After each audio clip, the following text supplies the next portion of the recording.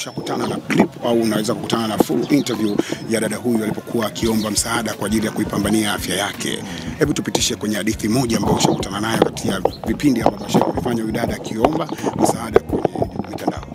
Nimeona lakini vitu vilikuwa vya huzuni na majonzi. Kwa sababu kwa mtu anajitokeza kwenye mitandao ya kijamii anaomba msaada kwa ajili ya matibabu, ni huzuni kwanza. Sio tu kukosa fedha, pia unaweza kuwa una fedha lakini pia kuumwa pia ni huzuni. Kwa hiyo mimi nilikuwa nasikitika kila nikiona video yake akiomba msaada. Na watu walikuwa wakiamini kwamba kwa kuwa amepata nafasi ya kuomba na akapata nafasi ya kwenda nchini India, labda kwa kuwa India wako vizuri kwenye masuala mazima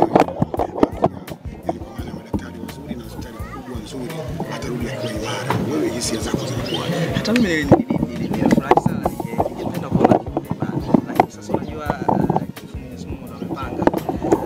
Kuna hospitali kasema kila mtu mauti atamfika. Inakuwa tu ni sababu na muda ukifika. Kwa hiyo kifo kipo kwa kila mtu.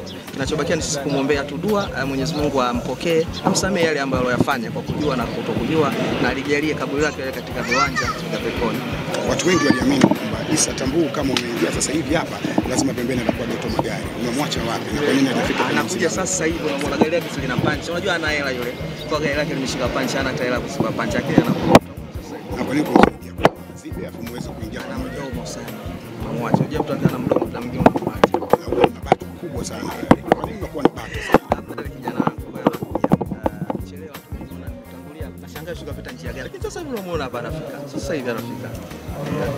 Okay, umezungumza mambo mengi sana kuhusiana na Karina. Pengine watu wanafahamu kabla ya kifo chake ulishawahi pengine kuwasiliana naye au kumsupport kwa namna moja au mbili? Sasa kuwasiliana sijawahi, lakini kwa sasa jambo la kusupport unajua si siri. Hawezi kusema eti mimi nilifanya kitu fulani, lakini hapana. Yule alikuwa ni Mtanzania mwenzetu, amekuwa kwa muda mrefu, Mwenyezi Mungu anipa mtihani wa maradhi. Kwa jukumu letu lilikuwa sisi ambapo tulikuwa tuna uwezo wa kumsaidia.